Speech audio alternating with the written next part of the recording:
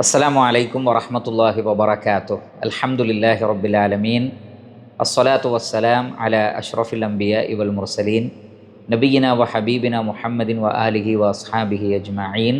അമ്മാ ബഅദ്. പ്രിയമുള്ള സഹോദരന്മാരെ, പലരും ചോദിക്കുന്ന ഒരു ചോദ്യമാണ്, പ്രാർത്ഥനയ്ക്ക് പെട്ടെന്ന് ഉത്തരം കിട്ടാൻ എന്താണ് ചെയ്യേണ്ടത്? വല്ല പ്രത്യേക ദിക്റുകളുമുണ്ടോ?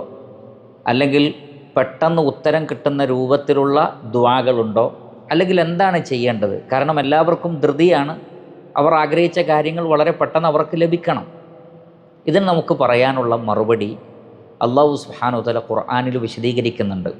പരിശുദ്ധ ഖുർആനിലെ 2-ാം അധ്യായം സൂറത്തുൽ ബഖറയിലെ 186-ാമത്തെ ആയത്തിൽ കാണാം, വഇദാ സഅലക ഇബാദി അന്നി ഫഇന്നി ഖരീബുൻ ഉജീബു ദഅവത്തദ് ദാഇ ഇദാ ദഅൻ. നബിയെ, എൻ്റെ അടിമകൾ എന്നെക്കുറിച്ച് ചോദിച്ചാൽ പറയുക, ഞാൻ അവരുടെ സമീപസ്ഥനാണ്, പ്രാർത്ഥിക്കുന്നവർ എന്നെ വിളിച്ചു പ്രാർത്ഥിച്ചാൽ ഞാൻ അവർക്ക് ഉത്തരം നൽകാം. അപ്പോൾ ഇത് അള്ളാഹുവിൻ്റെ ഗ്യാരണ്ടിയാണ്, അള്ളാഹു ഉത്തരം തരും. പക്ഷേ ഉടനെ തന്നെ അള്ളാഹു പറഞ്ഞൊരു കാര്യമുണ്ട്, ഫൽയസ്തജീബൂ ലി, അവർ എനിക്കും ഉത്തരം നൽകട്ടെ എന്ന് പറഞ്ഞാൽ ഞാൻ പറയുന്നത് അവർ കേൾക്കട്ടെ, എങ്കിൽ അവർ വിളിക്കുമ്പോൾ ഞാൻ ഉത്തരം നൽകാം.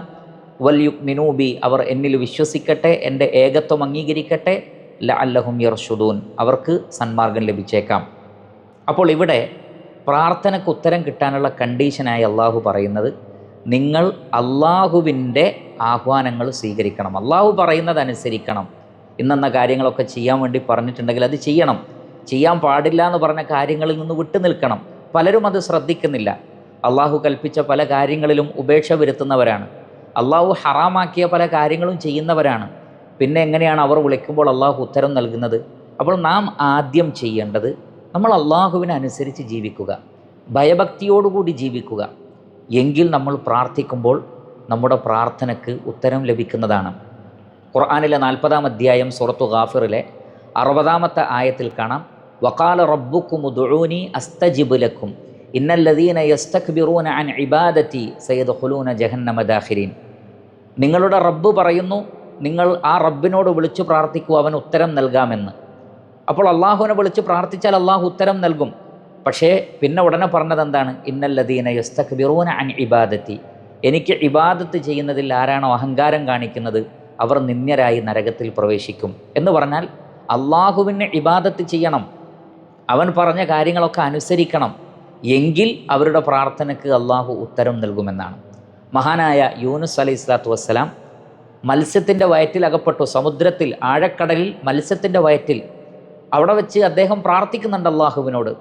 ആ പ്രാർത്ഥനയ്ക്ക് ഉത്തരം നൽകിയതിനെക്കുറിച്ച് ഖുർആനിലെ 37-ാം അധ്യായം സൂറത്തു സാഫാത്തിലെ 143, 144 ആയത്തുകളിൽ അള്ളാഹു പറയുന്നത്, ലലബിസ ഫീ ബത്നിഹി ഇലാ യൗമി യുബഅസൂൻ ഫലൗല അന്നഹു കാന മിനൽ മുസബ്ബിഹീൻ ലലബിസ ഫീ ബത്നിഹി ഇലാ യൗമി യുബഅസൂൻ. അദ്ദേഹം അതിനു മുമ്പേ തസ്ബീഹ് ചെയ്യുന്ന, ദിക്റുകൾ ധാരാളം വർദ്ധിപ്പിക്കുന്ന ആളല്ലായിരുന്നെങ്കിൽ ആ മത്സ്യത്തിൻ്റെ വയറ്റിൽ ഖിയാമത്ത് നാൾ വരെ കഴിയേണ്ടി വരുമായിരുന്നു. അപ്പോൾ അദ്ദേഹത്തെ ആ പ്രാർത്ഥന കേൾക്കാനും മത്സ്യത്തിൻ്റെ വയറ്റിൽ നിന്ന് അദ്ദേഹം രക്ഷപ്പെടാനുമുള്ള കാരണം, അദ്ദേഹം ദിക്റുകൾ ധാരാളമായി ചൊല്ലുന്ന, അള്ളാഹുവിനെ സ്തുതിക്കുന്ന, തൗഹീദുള്ള, അള്ളാഹുവിന് ഇബാദത്ത് ചെയ്യുന്ന ആളായതുകൊണ്ടാണ് എന്നാണ് അള്ളാഹു സുബ്ഹാനഹു വ തആല പറയുന്നത്. അതുകൊണ്ട് ഞാനും നിങ്ങളുമൊക്കെ നമ്മുടെ പ്രാർത്ഥനയ്ക്ക് ഉത്തരം ലഭിക്കണമെന്ന് ആത്മാർത്ഥമായി ആഗ്രഹിക്കുന്നുണ്ടെങ്കിൽ അള്ളാഹു നമ്മളെ വിളിക്കുമ്പോൾ നാമും ഉത്തരം നൽകണം, അള്ളാഹുവിനെ അനുസരിക്കണം.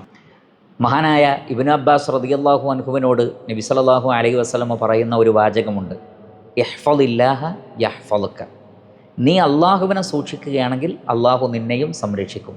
യഹ്ഫളില്ലാഹ തജിദുഹു അമാമക്, നീ അള്ളാഹുവിനെ സൂക്ഷിച്ചാൽ അള്ളാഹുവിനെ നിനക്ക് നിൻ്റെ മുന്നിൽ കണ്ടെത്താം. എന്ന് പറഞ്ഞാൽ നിന്നെ സഹായിച്ചുകൊണ്ടും നിന്നെ സംരക്ഷിച്ചുകൊണ്ടും നിൻ്റെ പ്രാർത്ഥനയ്ക്ക് ഉത്തരം നൽകിക്കൊണ്ടും അള്ളാഹു കൂടെ ഉണ്ടാകും. പക്ഷേ നീ അള്ളാഹുവിനെ സൂക്ഷിക്കുകയും അള്ളാഹു പറയുന്നതനുസരിച്ച് ജീവിക്കുകയും വേണം.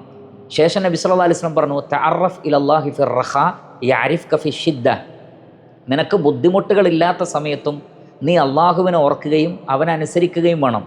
എങ്കിൽ നിനക്കൊരു ബുദ്ധിമുട്ടുണ്ടാകുമ്പോൾ അള്ളാഹു നിന്നെ ഓർക്കും. പല ആളുകളും അവർക്ക് ബുദ്ധിമുട്ടുണ്ടാകുമ്പോൾ മാത്രമാണ് അള്ളാഹുവിനെ ഓർക്കുന്നത്. ബുദ്ധിമുട്ടുകളൊന്നുമില്ലെങ്കിലോ അവർ അള്ളാഹുവിനെ മറന്ന് ജീവിക്കുന്നവരാണ്, അവൻ്റെ കൽപ്പനകളെ ധിക്കരിക്കുന്നവരാണ്. എന്നിട്ട് വിഷമം വരുമ്പോൾ മാത്രം അള്ളാഹുവേ അള്ളാഹുവേ എന്ന് പറയും. നബി സല്ലല്ലാഹു അലൈഹി വസല്ലം പറയുന്നത്, നിനക്ക് നിൻ്റെ റബ്ബിൻ്റെ സഹായം വേണമോ?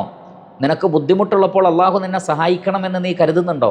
എങ്കിൽ നിനക്ക് ബുദ്ധിമുട്ടില്ലാത്ത സന്ദർഭങ്ങളിലും നീ അള്ളാഹുവിനെ ഓർക്കുന്നവനായിരിക്കണമെന്നാണ്.